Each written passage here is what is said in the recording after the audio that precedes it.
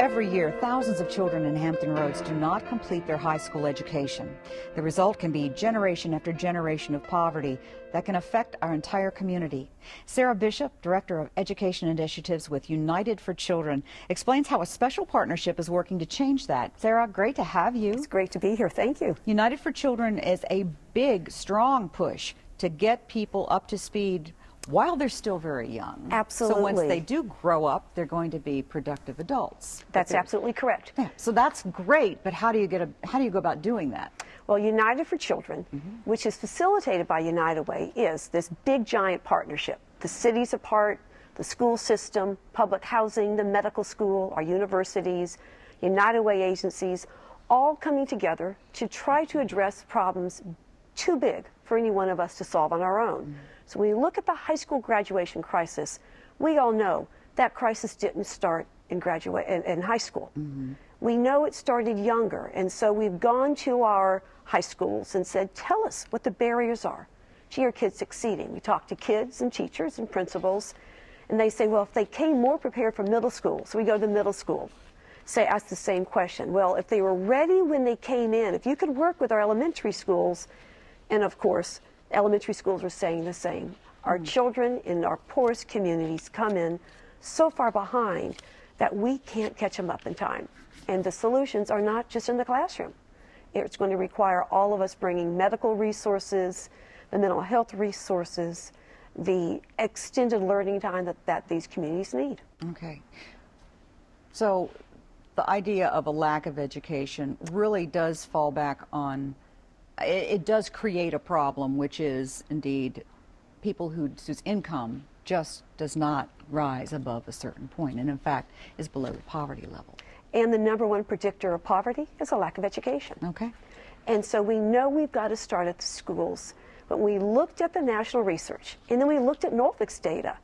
We saw that children in our lowest performing schools were they were maybe doing okay in May and June when they were tested, but when they came in September, they had fallen behind. And so we looked at this issue around the country, and the national data shows us that children in poverty of all races lose 2 to 3 months of ground over the summertime.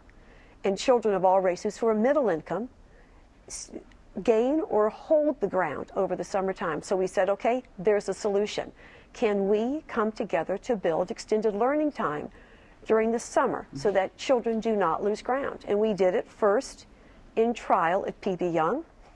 And the city brought in Community Services Board mental health workers, and the medical school brought in a doctor, and a partner, Trinity Presbyterian Church, helped bring in volunteers. And the children had academics in the morning that were these hands-on, minds-on, engaging academics, and then in the afternoon they had and they helped grow the ideas of what they're going to do. They had everything from tennis and swimming to Zumba and cheerleading and flag football and cooking. The Virginia Arts Festival came in with the steel drum bands, but kids had to earn their after-school enrichment by coming to school on time, having good behavior, and progressing in their coursework. The outcomes were so big, not just in September when they started. We did prove that children who attended summer school did not lose academically in reading or math.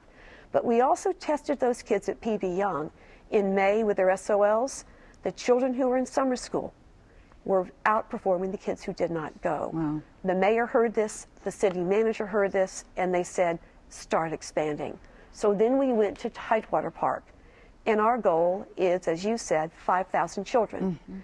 We believe we can change the metrics in Norfolk.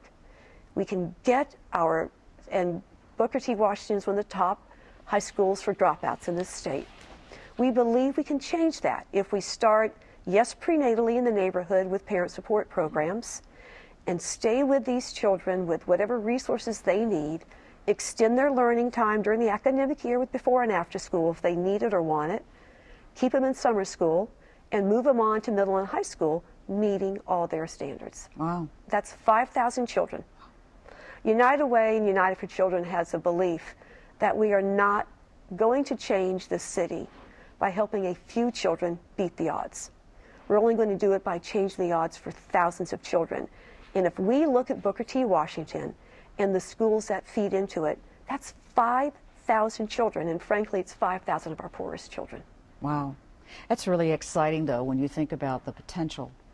Potential is huge. Yes, it is huge, and it's based on things that are actually starting to work. And other cities now are saying, what about us? So Suffolk wants us to build United for Children in Suffolk, and Virginia Beach wants us to, but we are very much committed to growing this with all the city departments helping to build the solutions. Great. We just have a few seconds left, but how are the parents responding to this? You know, to be very honest, the parents are slower to respond until you get FaceTime with them and you say, what did you do in the summertime? What would you like your kids doing? And if we can engage the parents and in having them participate in field trips or do things for the parents, they're much more likely to be engaged. We've got to meet their needs. Yeah, that's important because they are parents, and probably some of this taps into their learning new things too. So, absolutely. No, it's great. It's great to hear. Thank you. Great Thank you. success Thrilled story. to be here to talk about it. All right. I'd like to hear more later too, because I know Invite this is me going to back. continue to grow. Thanks, Sarah. Thank you. Well, still to come on the forum, how relationships in school can change a child's future.